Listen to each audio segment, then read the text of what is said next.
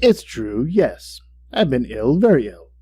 But why do you say that I have lost control of my mind? Why do you say that I am mad? Can you not see that I have full control of my mind? Is it not clear that I am not mad? Indeed, the illness only made my mind, my feelings, my senses stronger, more powerful. My sense of hearing especially became more powerful. I could hear sounds that I had never heard before. I heard sounds from heaven. I heard sounds from hell. Listen, I will tell you how that happened. You'll hear how healthy my mind is. It is impossible to say how the idea first entered my head. There was no real reason for what I did. I did not hate the old man. I even loved him. He had never hurt me. I did not want his money. I think it was his eye. His eye was like the eye of a vulture, the eye of one of those terrible birds that watch and wait while an animal dies, and then fall upon the dead body and pull it to pieces to eat it. When the old man looked at me with his vulture eye, a cold feeling went up and down my back. Even my blood became cold. And so I finally decided I had to kill the old man and close that eye forever. So you think that I'm mad? A madman cannot plan. But you should have seen me.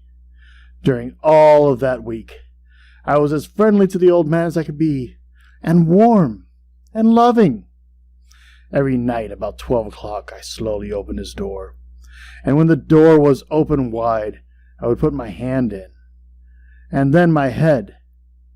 In my hand I held a light covered over with a cloth that showed no light.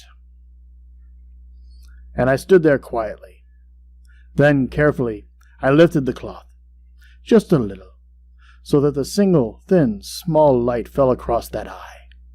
For 7 nights I did this, 7 long nights, every night at midnight. Always the eye was closed, so it was impossible for me to do the work. For it was not the old man that I felt I had to kill. It was the eye, his evil eye. And every morning I went to his room, and with a warm, friendly voice I asked him how he slept. He could not guess that every night, just at 12, I looked in at him as he slept. The 8th night, I was more than usually careful as I opened the door. The hands of the clock moved more quickly than did my hand. Never before had I felt so strongly my own power. I was now sure of success. The old man was lying there, not dreaming I was at his door. Suddenly he moved in his bed. You may think I became afraid, but no! The darkness in his room was thick and black. I knew he could not see the opening of the door. I continued to push the door, slowly, softly. I put in my hand with the covered light. Suddenly the old man sat straight up in bed and cried, "Who's there?"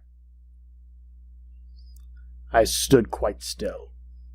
For the whole hour I did not move, nor did I hear him again lie down in his bed.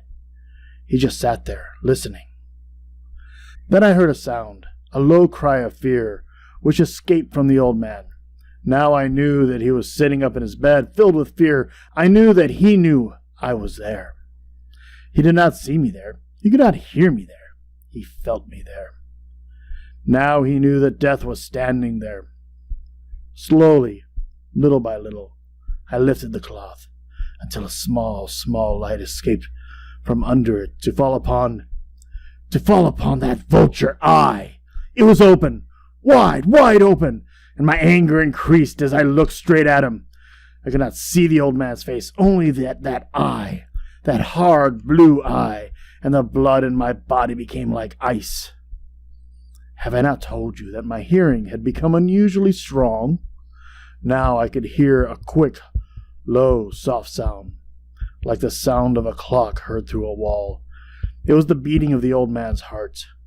I tried to stand quietly, but the sound grew louder. The old man's fear must have been great indeed.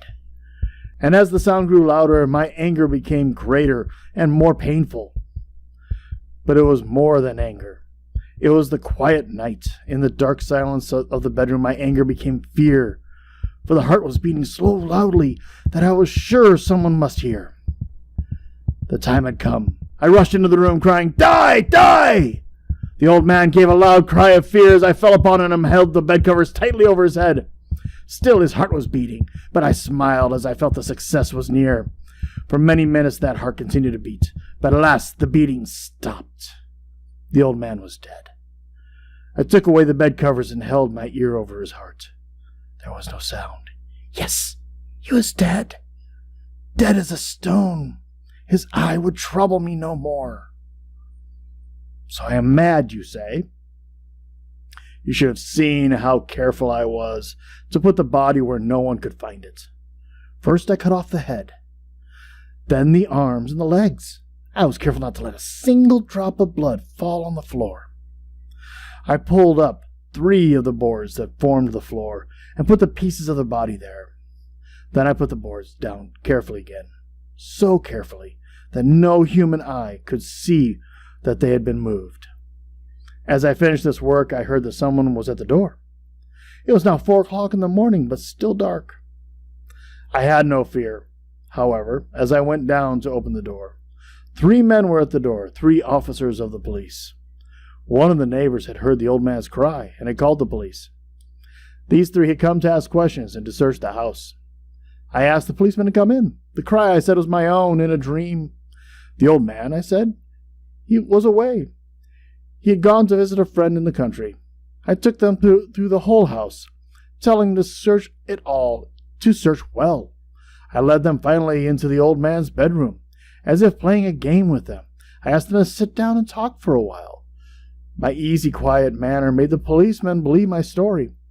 So they sat talking with me in a friendly way. But although I answered them in the same way, I soon wished they would go away. My head hurt, and there was a strange sound in my ears. I talked more and faster. The sound became clearer, and still they sat and talked.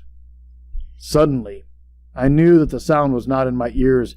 It was just inside my head. At that moment, I must have become quite white. I talked still faster and louder, and the sound, too, became louder. It was quick, low, soft sound, like the sound of a clock heard through a wall, a sound I knew well. Louder it became, and louder. Why did the men not go? Louder! Louder! I stood up and walked quickly around the room. I pushed my chair across the floor to make more noise, to cover that terrible sound. I talked even louder, and still the men sat and talked and smiled. Was it possible they could not hear it? No, they heard. I was certain of it. They knew. Now it was they who were playing a game with me. I was suffering more than I could bear. From their smiles, from that sound, louder, louder, louder. Suddenly I could bear it no longer. I pointed at the boards and cried, "Yes, yes, I killed him. Pull up the boards and you shall see I killed him. But why does his heart not stop beating? Why does it not stop?"